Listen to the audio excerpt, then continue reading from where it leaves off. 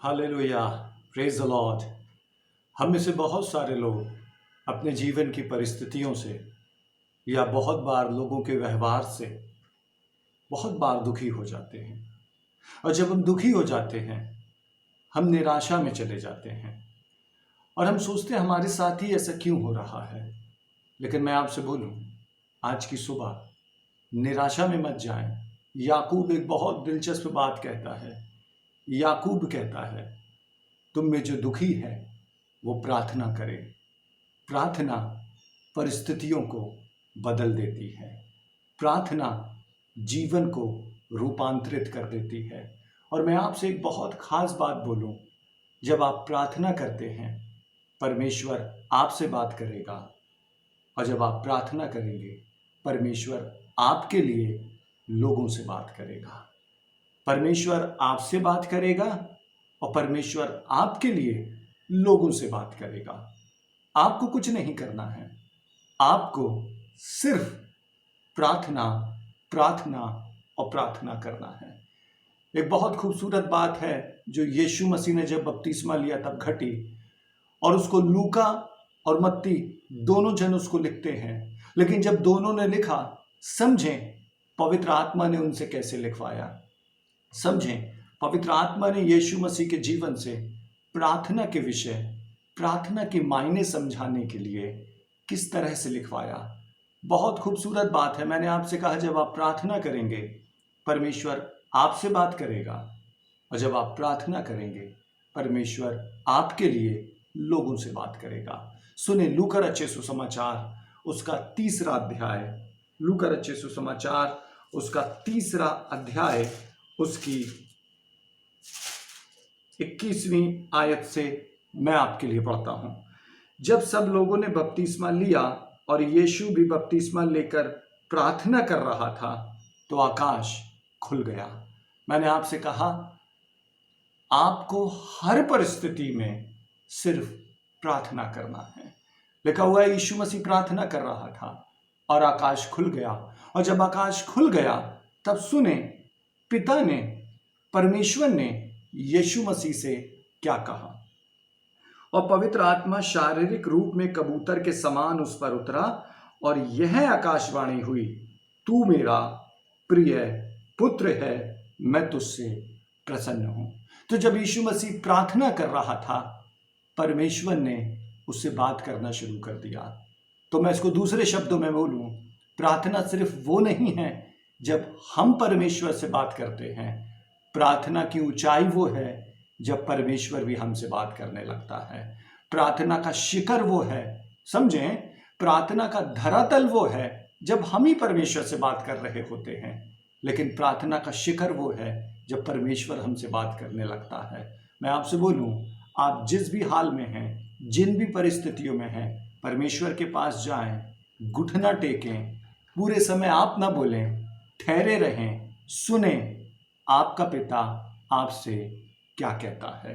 जब यीशु मसीह ने प्रार्थना किया, न केवल यीशु बोल रहा है, लेकिन यीशु प्रार्थना करता है, स्वर्ग खुलता है और परमेश्वर यीशु से बात करता है। तो जब आप प्रार्थना करेंगे, परमेश्वर आपसे बात करेगा। और न केवल इतना, लेकिन इसी को सुने मत्ती किस तरह से लिखता है। मैंने आपसे 2 चीजें कहा, जब आप प्रार्थना करते हैं, परमेश्वर आपसे बात करता है, और जब आप प्रार्थना करते हैं, तब परमेश्वर आपके विषय, आपके लिए लोगों से बात करता है। ठीक इसी घटना को सुने मत्ती कैसे लिखता है। मत्ती रचित सुसमाचार उसका 3रा अध्याय उसकी 16वीं आयत सुने। और यीशु बपतिस्मा लेकर तुरंत पानी में से ऊपर आया, और देखो उसके लिए आकाश खुल गया, और उसने परमेश्वर के आत्मा को कबूतर के समान उतरते और अपने ऊपर आते देखा। और देखो यह आकाशवाणी हुई, यह मेरा प्रिय पुत्र है, जिससे मैं अत्यंत प्रसन्न हूं। तो समझें, लूका उसको लिखता है कि जब यीशु प्रार्थना कर रहा था, तब भी आकाश खुल गया और तब भी परमेश्वर ने बात किया। लेकिन उस समय परमेश्वर ने कहा, तू मेरा प्रिय पुत्र है, तुझसे मैं प्रसन्न हूं। तो समझें, परमेश्वर लूका में पवित्र आत्मा ने किस तरह से लिखवाया। लूका में पवित्र आत्मा लिखवाता है कि यीशु की प्रार्थना के समय परमेश्वर व्यक्तिगत होकर उससे बात कर रहा था, लेकिन मत्ती से पवित्र आत्मा ने लिखाया कि जब यीशु ने बपतिस्मा लिया और आकाश खुल गया और आत्मा उसके ऊपर आ गया, तब फिर से पिता ने कहा, वही बात कहा, लेकिन कितने डिफरेंट तरीके से कहा। लूका में कहा तू मेरा प्रिय पुत्र है, लेकिन मत्ती में कहा यह मेरा प्रिय पुत्र है। तो लूका बता रहा है कि परमेश्वर यीशु से बात कर रहा है, लेकिन मत्ती बता रहा है परमेश्वर यीशु के लिए लोगों से बात कर रहा है। क्योंकि यदि वो यीशु से बात करेगा तो ये नहीं कहेगा कि ये मेरा प्रिय पुत्र है, वो तो कहेगा तू मेरा प्रिय पुत्र है। लेकिन जब वो किसी थर्ड पर्सन से बात करेगा और कर रहा है, तब वो कहेगा ये मेरा प्रिय पुत्र है। तो मैंने आपको कहा, जब आप प्रार्थना करते हैं तब परमेश्वर आपसे बात करता है, और जब आप प्रार्थना करते हैं परमेश्वर आपके विषय लोगों से बात करता है। परमेश्वर ने कहा तू मेरा प्रिय पुत्र है, और उसके बाद कहा मत्ती के अनुसार यह मेरा प्रिय पुत्र है। यीशु को जाके नहीं कहना पड़ा कि मैं परमेश्वर का बेटा हूं। यीशु को अपने आप को प्रमाणित नहीं करना पड़ा, यीशु को अपने आप को प्रूफ नहीं करना पड़ा, लेकिन उसको सिर्फ प्रार्थना करना पड़ा, और परमेश्वर आया और बोला ये मेरा प्रिय पुत्र है। मैं आपसे बोलूं, परमेश्वर ने जहां भी आपको रखा है, खुद को सिद्ध करने की, प्रमाणित करने की, प्रूफ करने की कोशिश ना करें, सिर्फ प्रार्थना करें। परमेश्वर आपसे भी बात करेगा और आपके विषय लोगों से भी बात करेगा। Hallelujah, praise the Lord. Samuel परमेश्वर द्वारा इस दुनिया में आया, और जब शामुएल इस दुनिया में आया तब लिखा है वो बड़ा होता गया, मंदिर में रह के सेवा करता गया और बड़ा होता गया। शामुएल ने किसी से जाके नहीं कहा कि परमेश्वर ने मुझे चुना है प्रॉफिट होने के लिए, परमेश्वर ने मुझे चुना है परमेश्वर का सेवक होने के लिए, लेकिन परमेश्वर ने उसके लिए लोगों से बात किया। और सुने किस तरह से बात किया।